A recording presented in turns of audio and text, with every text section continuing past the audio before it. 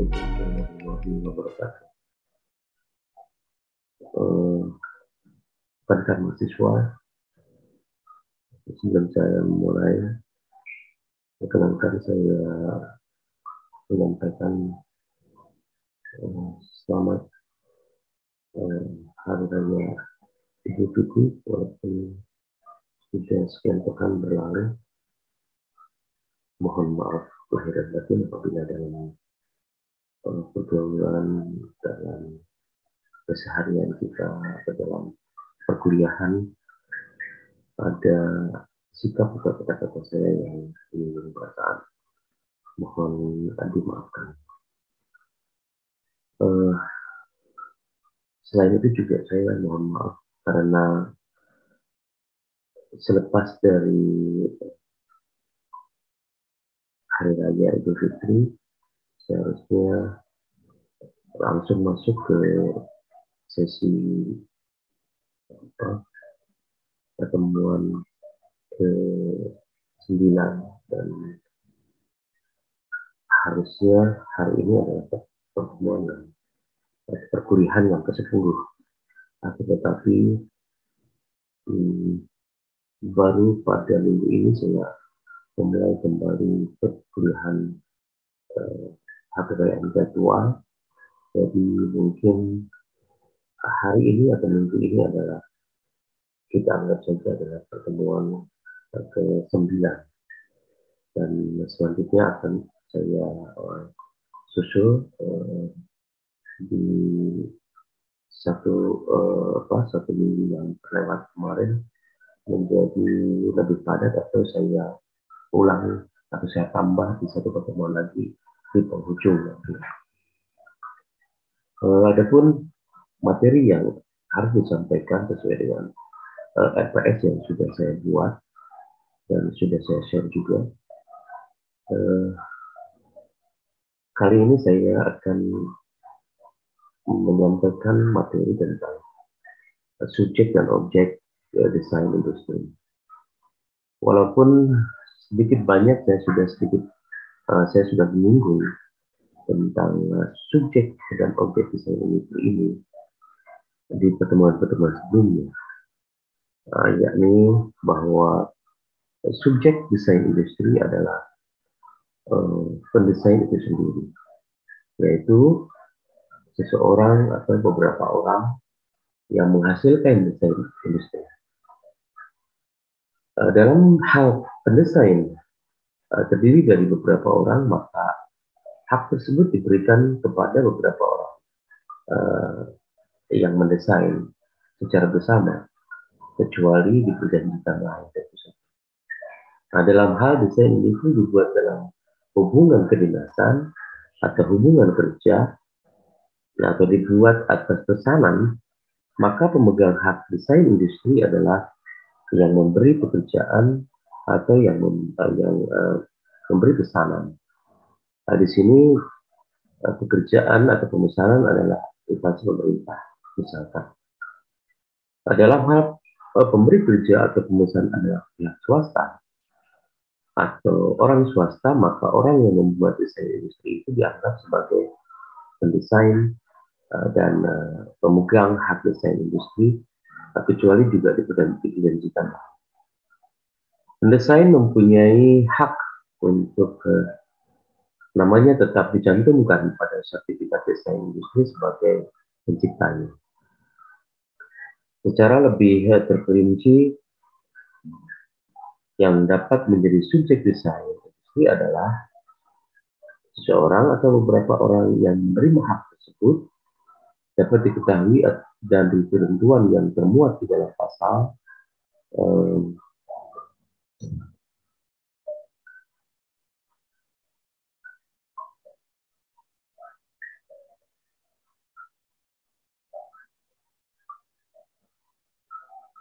pasal 6 ayat 1 Undang-Undang Nomor 31 tahun 2000 yang berbunyi bahwa yang berhak memperoleh hak desain industri adalah pendesain atau yang menerima hak tersebut dari pendesain. Lalu di dalam ayat 2 disebutkan bahwa dalam hal Pendesain terdiri atas beberapa orang secara bersama. Hak desain industri diberikan kepada mereka secara bersama kecuali diperjanjikan lain. Selanjutnya, apabila suatu desain industri dibuat di dalam kaitannya dengan lingkungan pekerjaan, maka di dalam pasal 7 ayat 1 Undang-Undang Nomor 31 Tahun 2001 menyatakan bahwa jika suatu desain industri dibuat dalam hubungan dinas dengan pihak lain dalam lingkungan pekerjaan, pemegang hak desain industri adalah pihak yang untuk dan atau dalam dinasnya desain industri itu dikerjakan, kecuali ada perjanjian lain antara kedua pihak dengan tidak mengurangi hak pendesain apabila penggunaan desain industri itu diperluas sampai keluar hubungan dinas. Lalu dalam ayat 2-nya disebutkan bahwa ketentuan sebagaimana dimaksud dalam ayat 1 berlaku pula bagi desain industri yang dibuat orang lain berdasarkan pesanan yang dilakukan dalam hubungan dinas. Selanjutnya dalam ayat 3, jika suatu desain industri dibuat dalam hubungan kerja atau berdasarkan pesanan, maka orang yang membuat desain industri itu dianggap sebagai pendesain dari pemegang hak desain industri, kecuali diperjanjikan lain antara kedua belah pihak. Nah, ketentuan pasal 7 ayat 1 tersebut menegaskan bahwa yang dimaksud dengan hubungan dinas adalah hubungan kepegawaian antara pegawai negeri dan instansinya. Sedangkan penjelasan pada ayat 2 yang dimaksud untuk menegaskan prinsip bahwa hak desain industri yang dibuat oleh seseorang berdasarkan pesanan, misalkan dari instansi pemerintah, tetap dipegang oleh instansi pemerintah tersebut selaku pemesan, kecuali di perjanjian lain. Nah, ketentuan ini tidak mengurangi hak pendesain untuk mengklaim haknya apabila desain industri digunakan untuk hal-hal di luar hubungan kedinasan tersebut. Saya kira sangat mudah dipahami isi dari ayat tersebut ya. Lalu di dalam penjelasan undang-undang desain industri diatur bahwa yang dimaksud dengan hubungan kerja adalah hubungan kerja di lingkungan swasta atau hubungan akibat pemesanan desain industri oleh lembaga swasta ataupun hubungan individu dengan pendesain.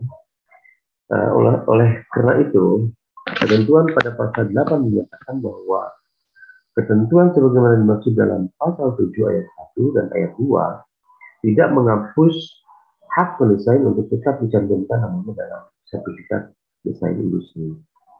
Nah, daftar umum desain industri dan berita resmi desain industri. Penegasannya bahwa pencantuman nama pendesain dalam daftar umum desain industri dan berita resmi desain industri merupakan hal yang lazim di bidang hak kekayaan intelektual. Hak untuk mencantumkan nama pendesain dikenal sebagai istilah hak moral atau moral right. Objek desain industri adalah barang atau komoditi yang merupakan desain yang digunakan dalam proses industri. Nah, karena itu desain industri merupakan karya intelektual di bidang industri. Pemegang hak harus mendapatkan perlindungan atas desain industrinya agar pendesain tersebut menjadi lebih bersemangat untuk menciptakan inovasi desain baru lainnya untuk barang yang diproduksi oleh perusahaan yang bersangkutan. Dalam hubungan dengan industrialisasi, adanya suatu pengaturan tentang desain industri ini mempunyai peranan yang sangat penting dalam mengacu pada perlindungan hak atas kekayaan intelektual. Dalam mengawasi persaingan dan perputaran ekonomi serta pemasaran, maka mutu dan harga suatu produk adalah sangat penting. Demikian pula desain industri yang sangat penting sebagai salah satu unsur yang dapat membedakan satu produk dengan produk yang lain. Undang-undang desain industri tidak secara jelas dan tegas mengatur mengenai hak atau mengenai hal kreasi bentuk yang harus memberikan kesan estetis. Nah, akibatnya kreasi bentuk apa saja yang dianggap unik dan aneh dapat juga didaftarkan. Hal ini disebabkan terminologi hukum tentang nilai estetik tidak memiliki batasan yang jelas. Nah, secara psikologis, suatu desain bisa mempengaruhi daya saing dan menaikkan nilai komersial. Hak desain industri diberikan untuk desain yang baru. Desain industri dianggap baru apabila pada tanggal penerimaan permohonan pendaftaran oleh Dirjen Hak Kekayaan Intelektual, desain industri tersebut tidak sama dengan pengungkapan yang telah ada sebelumnya. Sedangkan yang dimaksud dengan pengungkapan sebelumnya adalah pengungkapan desain industri sebelum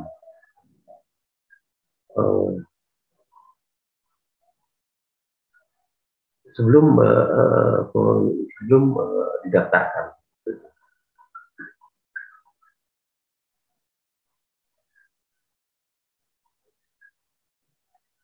Mahasiswa sekalian, lalu bagaimana dengan jangka waktu perkembangan desain industri? Apakah pelindungan hukum terhadap karya-karya desain industri TRIPS Agreement, menurut TRIPS Agreement, maka perlindungan hukum terhadap karya-karya desain industri itu diberikan dalam jangka waktu 10 tahun. Dihitung sejak tanggal penerimaan permohonan atau filing date. Jangka waktu ini tidak dapat diperpanjang.